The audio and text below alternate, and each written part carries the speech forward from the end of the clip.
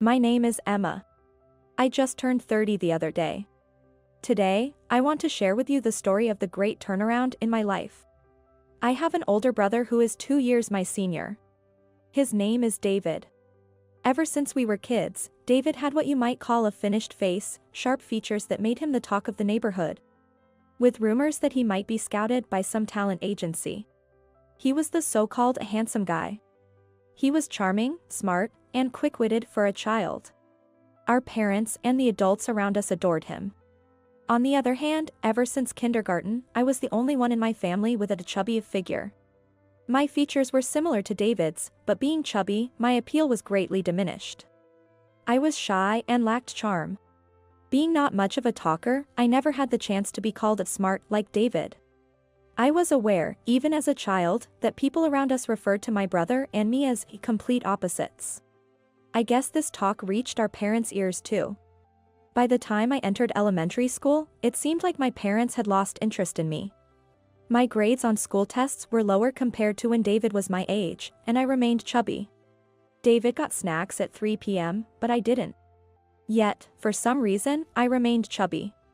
I remember my mother laughing and saying, "Really, you're so round and ball-like." As a child, I didn't quite understand and felt somewhat happy when she laughed, but now I realize I was just being made fun of. David got new clothes and shoes for various reasons, his birthday, scoring a goal in soccer club, and so on. In contrast, even though I was a girl, I only had hand-me-downs from David, even his shoes. I can't remember how many times I fell because the shoes didn't fit. The only thing that was truly mine was the backpack given to me by my grandparents before they passed away. It was my treasure. After a while, David graduated from elementary school and went on to a private middle school.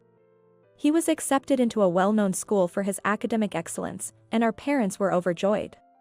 Around this time, David, with his cute celebrity-like features, received offers to be a kid's model. As a result, my parents, especially my mother, frequently walked him down prominent streets like Rodeo Drive to show him off. It was like she was saying, "Look how cute my son is." Meanwhile, I never went out with my mother. Maybe I did when I was a baby, but I don't recall any such times after I became aware. Once, David said, "Next time, let's take Emma too." I think he realized, even as a kid, that I was being neglected by our parents. But my mother blatantly disapproved and just replied, "Maybe someday." David's considerate words didn't make me happy, instead, they only made me feel more miserable. Years later, I became a middle school student too. Unlike David, I went to a regular public middle school. It seemed like our parents had no expectations for me and had no intention of letting me take entrance exams. My father even declared, "I can't spend money on you." I didn't necessarily want to go to a private school, but being told such things from the start made me feel like my life was being closed off. When I was younger, I vaguely thought, is this just how it is with siblings?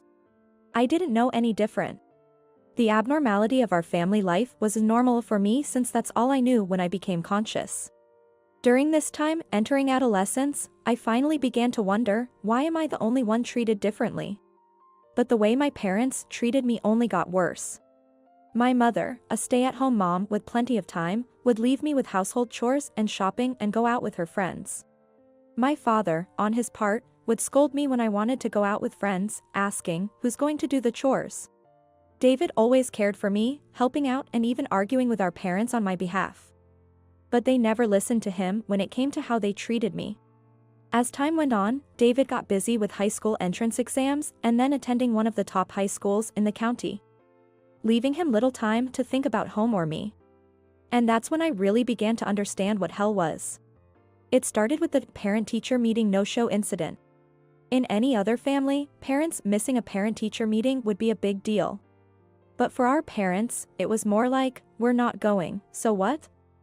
It wouldn't even qualify as an incident. During my 3 years in middle school, they only attended the conference once, when I was in the first year.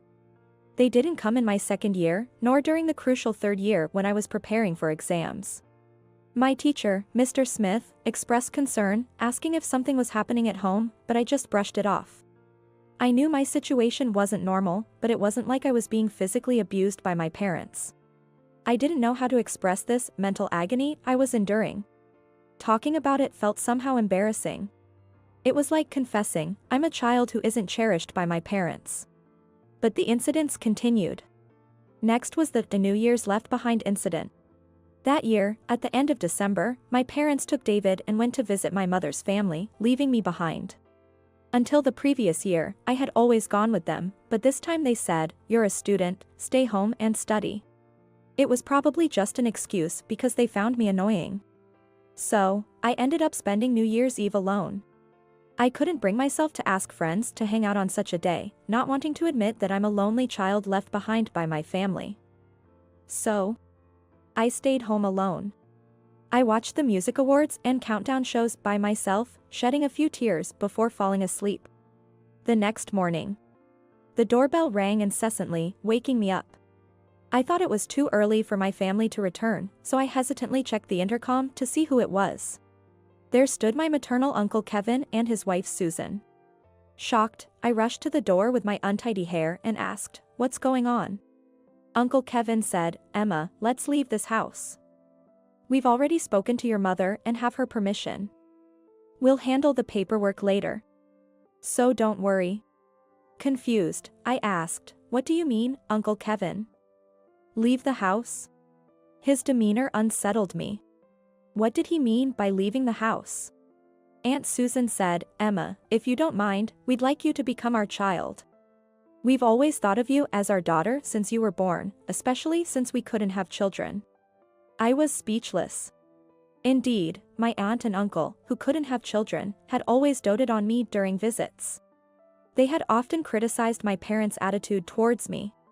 It was Aunt Susan who played with me when I was left alone while my parents only paid attention to David. And Uncle Kevin who bought me snacks and cute clothes. I have far more fond memories with them than with my own parents. Uncle Kevin, who had just been with my parents, told me this. "Your parents, they're planning not to let you go to high school. They want to make you work as soon as you turn 16 to save money for David's college. We can't just stand by and let this happen. You have the right to go to school and shouldn't have to grind away your life for the family."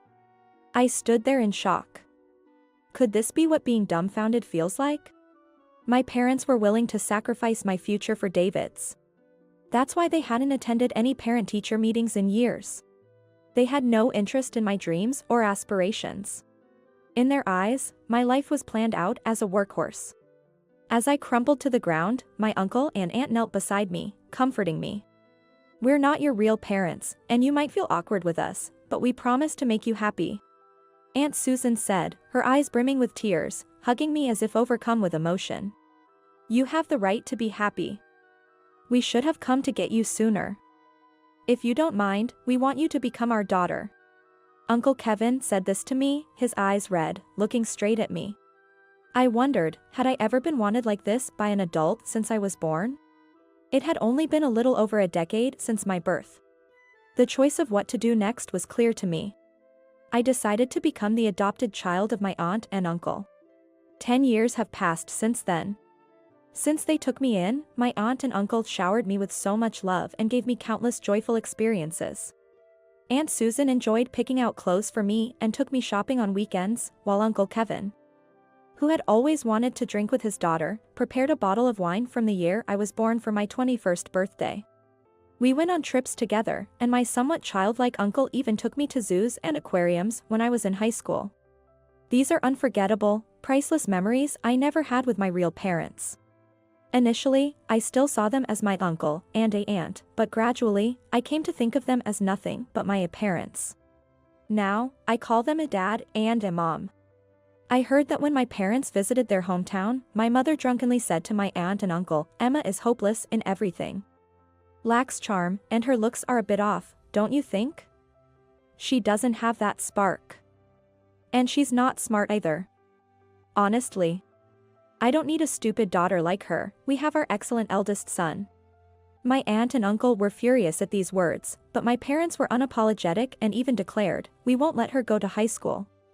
That's when the adoption discussion started.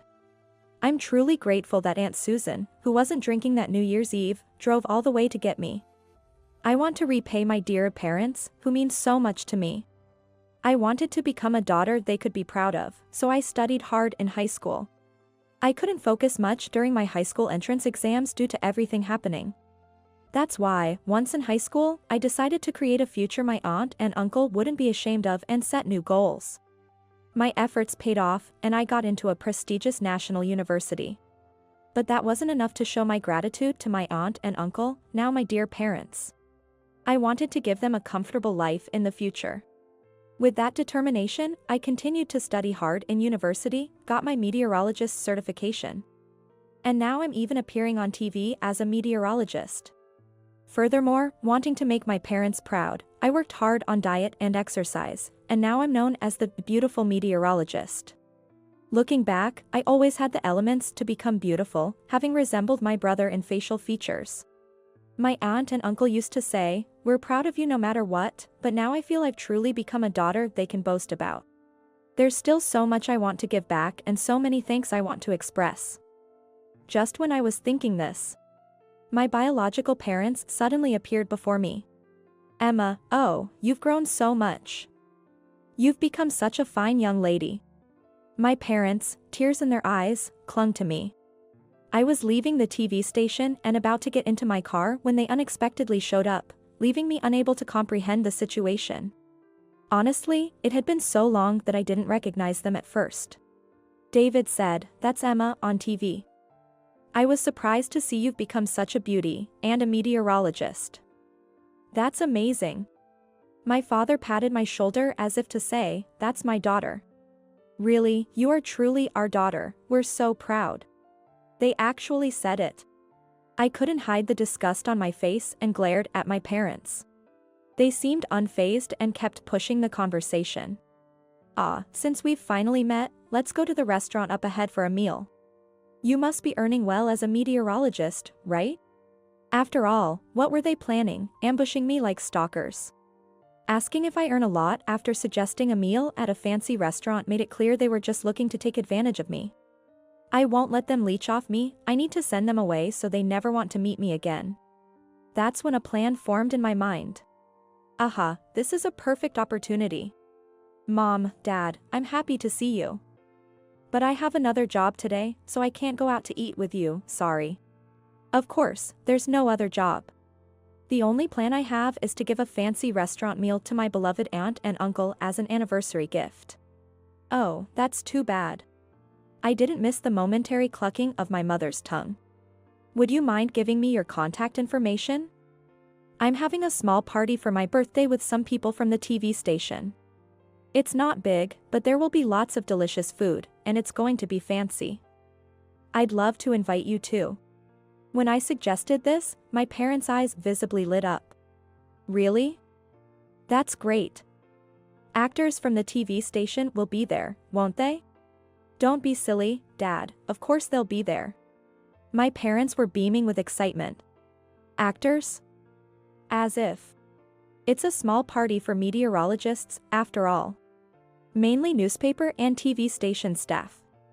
At best, some announcers and MCs will be the most glamorous guests." I smiled back at my parents' expectant faces and left with a "see you at the party." A month later, as planned, I rented a venue for my birthday party. It was a small event, but a considerable number of people gathered.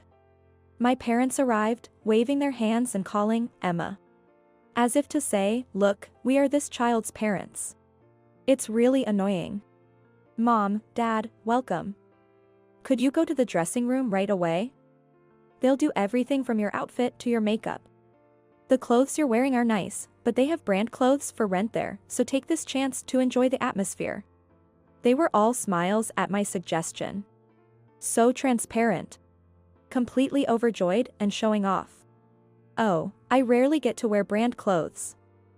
I wonder if they'll suit me. You've put on a bit of weight. Stop it. I complimented them, saying, "You both are still young and beautiful, so anything will suit you." They nodded as if they had been waiting for those words. As a child, I couldn't understand my parents, always afraid of being disliked even more. But now, seeing them like this, they seem quite simple. They are the type of people who wag their tails at anything high-end, powerful, or beautiful. After getting their hair and makeup done, my parents returned to the party room, visibly delighted. My mother wore a light pink, shoulder-bearing miniskirt dress, the kind usually worn by younger people. It resulted in an appearance that was utterly nonsensical for her age. The sagging skin on her knees betrayed her age, impossible to hide. Dad chose a loud yellow and green geometric patterned tie with a bright red suit. In fact, he was the only one at the venue wearing such a flashy suit. Even for a casual dress code party, no one else would choose such a tasteless combination. The clothes, indeed brand name, were acquired from a second-hand shop. In fact, I had arranged everything. I told the makeup and wardrobe people, my parents are coming today, so please dress them in these. These are memorable outfits from when I was little, and we went to a family party. Of course, I have no such memory of going to a party with these parents. A little white lie.